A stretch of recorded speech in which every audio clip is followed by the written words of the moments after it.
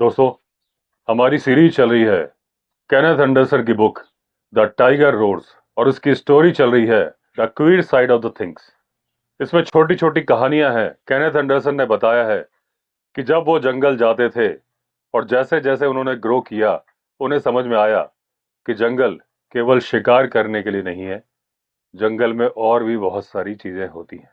तो पिछली कहानियां प्लेलिस्ट में है, आगे की कहानी कंटिन्यू करते हैं। अब एंडरसन बोलते हैं कि जिस आदमी के बारे में मैं आज आपको बताने जा रहा हूं, वो एक डकैत है, मर्डरर है और उसने 9 लोगों का कत्ल किया था। कहानी बहुत साल पहले शुरू हुई थी और जिस आदमी के बारे में हम बात कर रहे हैं, उसका नाम था सेल्वा राज। पुलिस का रिकॉर्ड बोलता था कि उसकी उम्र है 36 ईयर्स, हाइट है 5 फीट 7 इंचेस और कॉम्प्लेक्शन है डार्क। उसने घनी मूछें रखी हुई थीं और जो करीब करीब उसकी कनपटी तक जाती थी। उसका ऊपर वाला होंठ मोटा था और उसके चेहरे पर एक दाग था, एक चोट का निशान, जो कि उसकी दाहिनी आंख से लेके कान तक जाता था। अब ये परेशानियां शुरू हुई एक छोटे से फैमिली झगड़े से। सेल्वा राज के पिताजी का झगड़ा पड़ोसी से हुआ और पड़ोसियों का गैंग इकट्ठा हो गया और उन्होंने उस बूढ़े आदमी को साइड में ले जाके उसका मर्डर कर दिया और उसका शव सड़क के पास एक पेड़ से बांध दिया ताकि लोग उदाहरण देखें कि हमसे झगड़े का नतीजा क्या होता है। सेल्वा राज उस टाइम पर एक यंग मैन था और उसने इस झगड़े से अपने आप को दूर रखा हुआ था, लेकिन जब उसके पिताजी का मर्डर हो गया तो ये टू मच हो गया। उसने अपने भाई को साथ लिया और 5 और साथियों को। वो पड़ोसियों के घर में घुस गया और वो लोग जिन्होंने उसके पिताजी का मर्डर किया था, उन 9 के 9 लोगों को कुल्हाड़ी से काट डाला। बाद में बहुत ज्यादा हंगामा हुआ। सेल्वा राज का जिन लोगों ने साथ दिया था, उनमें से 3 लोग पकड़ लिए गए और फांसी पर चढ़ा दिए गए। सेल्वा राज और उसका भाई फरार हो गए। अब जिन 9 लोगों का मर्डर हुआ था, उनके रिश्तेदारों ने पुलिस से कोई सहायता नहीं मांगी। वो खुद ही ढूंढने लगे सेल्वा राज और उसके भाई को और उन्हें इंफॉर्मेशन भी मिल गई।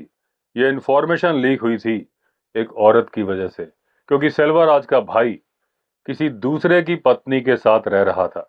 अब उस औरत के पति ने अपनी पत्नी की लोकेशन उन 9 लोगों के रिश्तेदारों को बता दी। वो वहां पहुंचे जिस झोपड़ी के अंदर सेल्वा राज का भाई, सेल्वा राज, वो औरत और 2 साथी सो रहे थे। रात को आके उन्होंने इस झोपड़ी में आग लगा दी। सेल्वा राज का भाई भी जल गया, वो औरत भी जल गई, लेकिन सेल्वा राज और उसके 2 साथी भाग निकलने में कामयाब हो गए।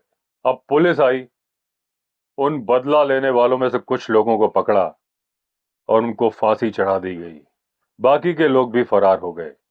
अब वो जंगलों में घूम रहे थे और वो दोनों के दोनों गुट एक दूसरे के खून के प्यासे थे। अब क्योंकि सेल्वा राज फरार था, उसकी सारी संपत्ति चली गई थी, जीवन यापन के साधन खत्म हो गए थे और अगर वो शहर में आके रोजगार करता तो पकड़ा जाता। तो उसके सामने कोई उपाय नहीं था लूट मार करने के अलावा। तो वो लूट मार करने लगा, लेकिन बेईमानी का धंधा भी वो ईमानदारी से करता था। वो साउथ इंडिया का रॉबिन हुड बन गया। वो अमीरों को लूटता था, कुछ हिस्सा अपने पास रखकर बाकी गरीबों में बांट देता था। तो अब समाज में 2 तरह के लोग थे। कुछ ऐसे थे जो सेल्वा राज से नफरत करते थे, ये थे अमीर लोग, और बहुत सारे ऐसे लोग थे जो सेल्वा राज को प्यार करते थे, ये थे गरीब लोग जिनके साथ अपना लूट का माल शेयर करता था। अब लोगों ने सेल्वा राज का एक निक नेम भी रख दिया था, मम्टी वायन, क्योंकि उसका ऊपर का होंठ मोटा था जो कि मम्टी जैसा यानी कि बेलचे जैसा लगता था।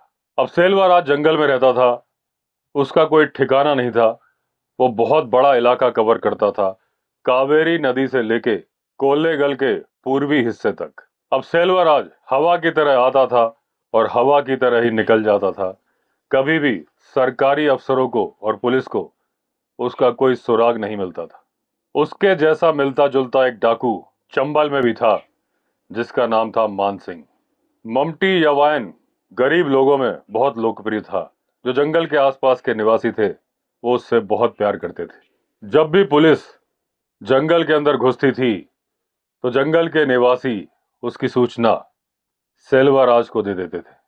सेल्वा राज का मोडस ऑपरेंडी यानी कि काम करने का तरीका बड़ा ही सिंपल था। वो खेत में काम करने वाले किसानों और मजदूरों से पता लगाता था कि किस जमींदार के पास कितना पैसा है। रात के अंधेरे में अपने साथियों के साथ उसके घर पर हमला कर देता था। बंदूक और चाकू दिखा के बोलता था कि अपना सारा पैसा मुझे दे दो, नहीं तो तुम्हें मार दिया जाएगा। वो डर के मारे वो अपना सारा पैसा सेल्वा राज को दे देते थे और उसके बाद सेल्वा राज अपना हिस्सा अपने पास रखकर उस पैसे को उन्हीं लोगों में बांट देता था जिन्होंने उसे खबर दी थी। उसके अलावा सेल्वा राज लकड़ी के तस्करों से भी पैसा लेता था। ये तस्कर रात को आते थे, पेड़ काटते थे, उसके टुकड़े करके उसे ट्रक में लोड कर देते थे और सुबह होने के पहले ही ट्रक जंगल से बाहर हो जाता था। लेकिन जब तक ट्रक का इंजन स्टार्ट होता था उसके पहले ही सेल्वा राज पहुंच जाता था उस ट्रक पर और सिर्फ 50 रुपए मांगता था अपना मुंह बंद रखने के लिए, और वो ट्रक ड्राइवर खुशी खुशी 50 रुपए दे देते थे। एक बार एक ट्रक ड्राइवर ने 50 रुपए दिए नहीं और ट्रक का गियर लगा के उसे भगा दिया। सेल्वा राज ने ड्राइवर को गोली नहीं मारी, गोली मार दी उसके दोनों पीछे के टायर में। उस ट्रक में एक ही स्टेपनी थी और रात के बाद सुबह होने तक ड्राइवर दूसरी स्टेपनी ला नहीं पाया। उसने पूरा माल ट्रक से अनलोड करवाया, जंगल में छुपा दिया, लेकिन फिर भी पकड़ा गया। ट्रक जब्त हो गया। एक टायर 600 रुपए का आता था और सेल्वा राज ने केवल 50 रुपए मांगे थे। उसके बाद तो सेल्वा राज की रेपुटेशन ट्रक ड्राइवरों में बहुत ज्यादा बढ़ गई। अब उसके बाद कोई भी ड्राइवर 50 रुपए देने में हिचकिचाता नहीं था। पुलिस में एक रिपोर्ट की गई थी कि सेल्वा राज हर साल लूट से 25,000 रुपए कमाता है। लेकिन यह आंकड़ा बहुत बड़ा था क्योंकि बहुत सारे ऐसे लोग थे जो लुट जाते थे लेकिन वो कंप्लेंट नहीं करते थे पुलिस में क्योंकि उनके पास उस पैसे का रिकॉर्ड नहीं होता था। सेल्वा राज अकेले काम करना पसंद करता था क्योंकि उसे किसी और पे भरोसा नहीं होता था। वो सिंपल खाकी शर्ट पहनता था, एक शॉर्ट्स पहनता था, कमर में होती थी बेल्ट और उसमें होता था चाकू। कंधे पे लटका होता था एक बेल्ट जिसमें होते थे घर में बनाए हुए कारतूस। साथ में होती थी 12 बोर की बंदूक। ये बंदूक भी उसने किसी से चुराई थी। कभी कभी वो हरे रंग की पगड़ी पहन लेता था ताकि ऐसा देखने में लगे कि वो फॉरेस्ट गार्ड है, लेकिन अक्सर वो अपने सर को खुला ही रखता था। सेल्वा राज महिलाओं के साथ तमीज से पेश आता था और उसकी पत्नी जहां रहती थी वो अक्सर उससे मिलने जाता था।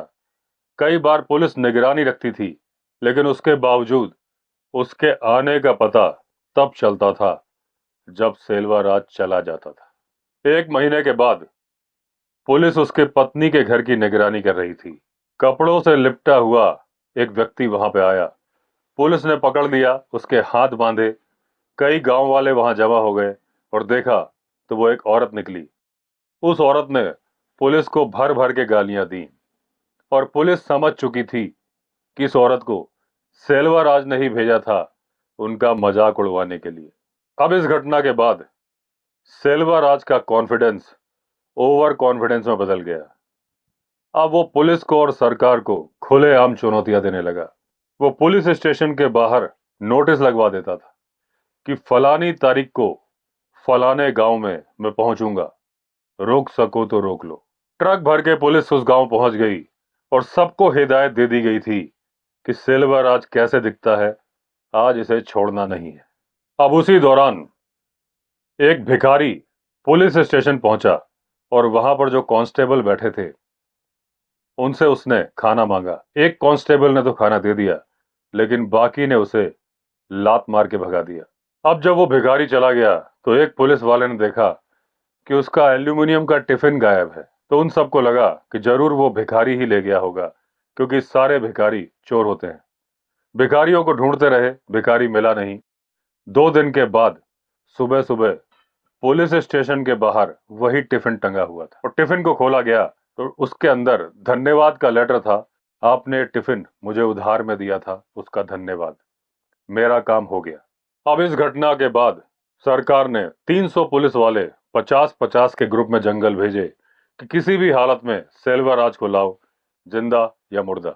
और इनको खबर मिली थी कि सेल्वाराज ने एक बंदूक चुराई है, लेकिन उसे कारतूस नहीं मिले हैं।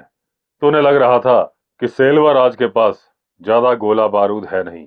अब जब पुलिस वाले सेल्वाराज को जंगल में ढूंढ रहे थे, वो टाउन पहुंच गया और वहां पर एक सिनेमा हॉल में मूवी देखने बैठ गया। जब आधा शो हो गया तो वो टिकट काउंटर पर पहुंचा और टिकट काउंटर के स्टाफ से बोला, जो कुछ भी तुम्हारे पास है मेरे हवाले कर दो। अब कैशियर ने हाथ जोड़े कि मुझे नौकरी से भी निकाला जाएगा और मालिक मुझे जेल भेज देगा, क्योंकि कोई यकीन नहीं करेगा कि सेल्वाराज मुझे लूट के गया है। सब सोचेंगे मैंने अपनी ही कहानी बनाई है। तो सेल्वाराज को उसकी बात में दम लगा। उसने वहां पर एक नोट लिख के छोड़ा कि ये माल मैं लूट के जा रहा हूं। सेल्वाराज ने उसे 5 रुपए का नोट भी दिया कि जब तक तुम FIR लिखाओगे उसके पहले अच्छे से खाना खा लेना। अगले ही दिन सुबह वो वहां का एक टाउन था उट्टाई मलाई, वहां की सबसे बड़ी दुकान पर पहुंच गया और मालिक से लूट लिए 63 रुपीज। यहां पर सेल्वाराज आया था एक काले रंग का मफलर बांध के, ओवरकोट पहन के, और उसके अंदर थे चाकू। अब जहां पर उसने ये दुकान लूटी थी वहीं पास में एक जेल के संतरी की ड्यूटी थी। उस संतरी को नौकरी से निकाल दिया गया कि उसके नजदीक रहते ही लूट हो गई। वो बड़ा ही दुखी होके अपने घर पेन्नाग्राम गया और उसने डिसाइड किया कि वो जंगल जाएगा, सेल्वाराम की लोकेशन पता करेगा, उसका विश्वास जीतेगा, उसके गैंग में शामिल हो जाएगा। उसके बाद पुलिस स्टेशन आएगा, पुलिस से पहले ही बार्गेनिंग कर लेगा कि मैं सेल्वाराम का पता बता सकता हूं, लेकिन मेरी नौकरी बहाल होनी चाहिए। अब बड़ी ही चालाकी से वो जेल का गार्ड जिसे निकाल दिया गया था जंगल पहुंचा और वो सेल्वाराज से मिलना चाहता था, ये बोल के कि वो बहुत परेशान है और सेल्वाराज का गैंग ज्वाइन करना चाहता है। उसके पास बहुत सारी खबर है कि किसके पास कितना पैसा है और कहां पर है।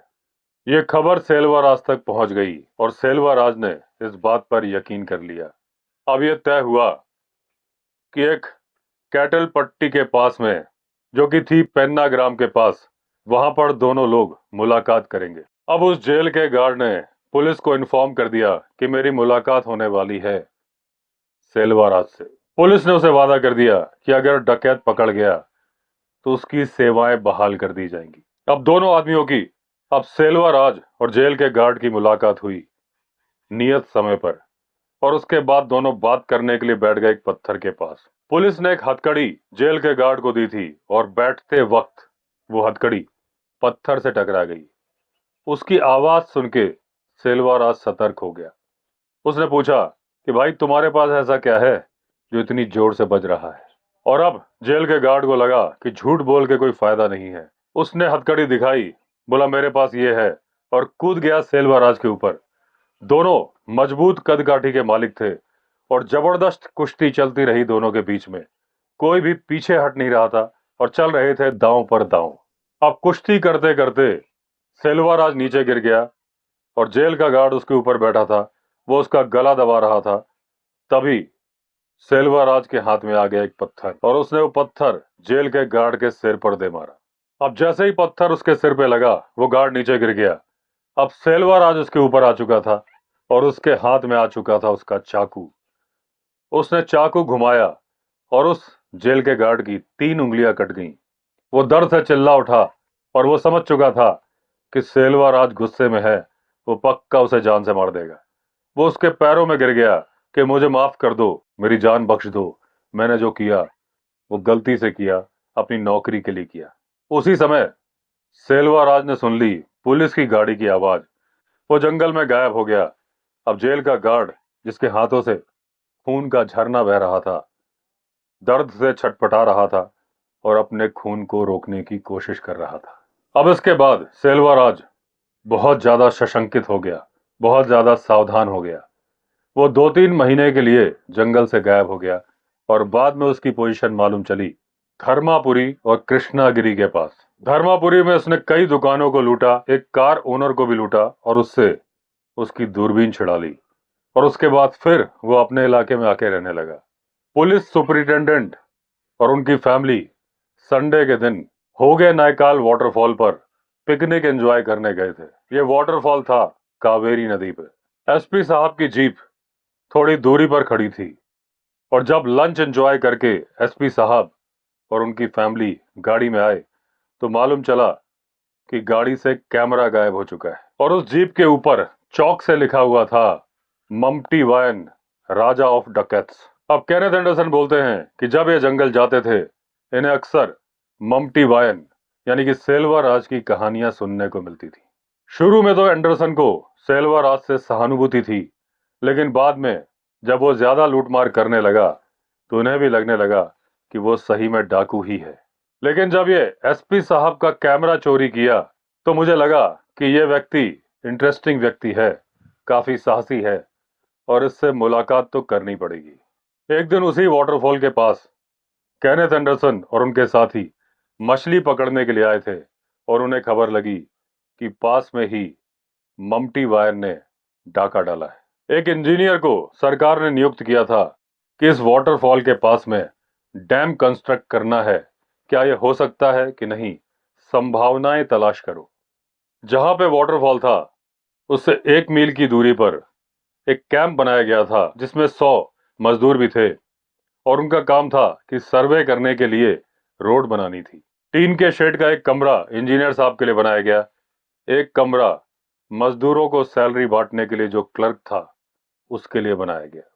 सेल्वा राज उस क्लर्क के पास पहुंच गया था और उससे छीन लिए थे 350 रुपए, लेकिन उसने वो पैसे नहीं छीने थे जो मजदूरों को बांटे जाने थे, जो काम वो कर चुके थे। वहीं पास में उट्टा मलाई में एक फिशरीज इंस्पेक्टर रहते थे। सेल्वा राज उनके दरवाजे पर पहुंच गया और दरवाजा खटखटाया और ये बोला, मेरे पास इंफॉर्मेशन है जो लोग अवैध रूप से मछली पकड़ते हैं। जैसे ही दरवाजा खोला इंस्पेक्टर ने देखा सामने सेल्वा राज है। सेल्वा राज घर के अंदर घुस गया और दरवाजा बंद कर दिया। अपने चाकू निकाले, बोला जो भी है मेरे हवाले कर दो। लेकिन फिशरीज इंस्पेक्टर की किस्मत से घर में केवल 51 रुपए थे। उसने वो दे दिए सेल्वा राज को। केनेथ एंडरसन ने फिशरीज इंस्पेक्टर से भी मुलाकात की, इंजीनियर से भी मुलाकात की और उस बाबू से भी मुलाकात की जिससे सेल्वा राज 350 रुपए छुड़ा ले गया था। तो दोस्तों आज के एपिसोड में इतना ही, बाकी की कहानी कंटिन्यू करेंगे अगले एपिसोड में। अगर आपने चैनल सब्सक्राइब नहीं किया है तो चैनल सब्सक्राइब कर दीजिए। चलिए फिर मिलते हैं, तब तक के लिए all the best. Vande Mataram.